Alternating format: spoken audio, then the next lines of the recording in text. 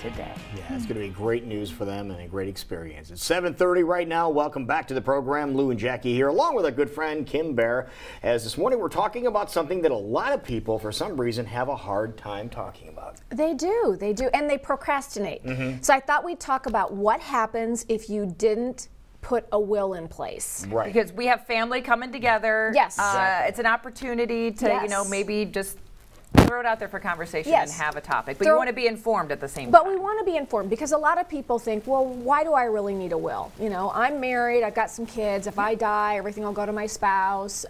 Maybe they think some will go to the spouse and some will go to the kids.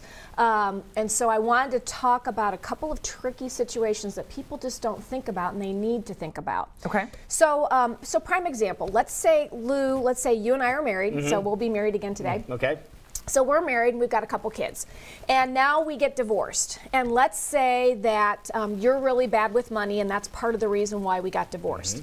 And I don't put a will in place and something happens to me and I pass away and our kids are under the age of 18. Everything I own, everything I just fought hard to get away from you, my half, is going to go to the children. And because they're minors, who will be in charge of the money?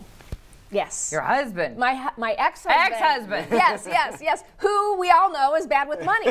Yeah, and so not the perfect scenario. Not the perfect scenario. So you have to kind of stop and think, okay, I just fought so hard to get my half and now it's just really going to go back to you. So that, we in our office, we're really good, or we try to be really good. Whenever we finish up a divorce, if there are minor children, we say, hey, do you have a will? If you don't have a will, if you have a will, do we need to make any changes? And if you don't have a will, then maybe we should put one in place.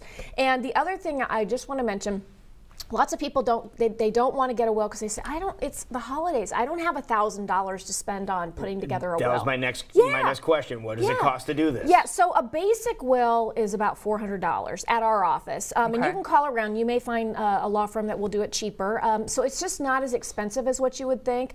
And I know our office, if we're doing 2 wills, we offer a discount. And then if you need a trust because you have minor children, it's a little bit more. But it really just is not that expensive. It's not $1,000, $1,500, $2,000. And how long of a process is this? We can turn it around pretty quick. We have a questionnaire that you fill out, and so we can do it within usually a few days. So it's just not that difficult. Why you say it's not that difficult, but why is it still important to go see a lawyer as opposed to like going online and LegalZoom or one of those websites that you can go to and say, oh, well, I can just do it myself. Right. Well, I'll give you an example. I'm working on a wrongful death case right now, and the gentleman knew that he was probably didn't have a long time to live, so he went on ahead. He didn't want to use a lawyer. He wanted to go cheap, and so he filled out one online and printed it off, and he went to the bank and had it witnessed and everything, and it ended up missing a page that was required, and so as a result, the whole thing got thrown out. Really? The other thing is do you want to leave your estate, per capita or per stirpes to your children? What the heck is that? What does that mean? Right. Speak English, ma'am. Yeah, exactly. So you might want to talk to an attorney. Yeah. What are those two things? Exactly. Well, per person, or I got the capita part. And then there's something about snakes, and that goes back to the people who want to. Okay. Right. So one has to do with if you pass away and you have 2 children, do you want each of them to have 1/2 share? Probably. But what happens if one of those children died either with you or died before you and they had kids? Do you want that child's share to go to the kids, or do you want everything to go to your one living child that's still alive? Oh, now we're getting complicated. Right. Okay, and so that might be one reason to talk to an attorney. Let's face it, life's getting a little more difficult. You have Especially multiple families, members of families It and is. stepchildren and things like that. So you want to be specific. How technical or legal is it? A lot of times when I enjoy skydiving or things like that, I'm like, you know what? I don't have much, but the record collection, go to mom, and da-da-da-da, and I sign it. Is that legal at all when it comes to it? Not in Iowa. Not in Iowa. Not in Iowa. You need 2 witnesses. 2 witnesses, okay. And they need to be disinterested witnesses. Okay. Now, in the end, I mean, is anybody going to fight over your record collection? I don't know, maybe. I mean, if it's worth something, I mean, no, to me, but nobody else. So maybe they'll abide by it. But I mean, and you surely don't take it up on the plane with you, right? I mean, does it go with you? She has the Bee Gees. She has, I have a lot of great Broadway musical theater albums everybody wants. Right. Well, one other scenario I did want to talk about. So let's say you and I are married. And we have kids, and this time we're not divorced, and so I think, well, what do I care? If I die, everything's going to go to Lou, and then he's going to take care of the kids. So I don't really need a will. So let's say I pass away, and everything goes to you, and then because you're still young and handsome and vibrant, you remarry. So now what happens if you pass away and you don't have a will, then at least typically about half of what you own is going to go to this new person. Or up to at least $50,000. So everything that you and I accumulated could be going to somebody I didn't even know and won't necessarily go to our children. So that might be something to think about. And remarriage is, I mean, obviously as your dead spouse, I would want you to be happy, but I might really care about the fact that things that I work, my 401k is now. This is your money that went to somebody else that you don't know instead of your kids. Instead of the kids. Right. And so there are things that we can put in place that would take care of that. So we just want to make sure that that people, you need to kind of think about, okay, what happens to me? What happens if I die with my spouse? And what happens with regard to my kids? We can also put designations in there for who do you want to be the guardian?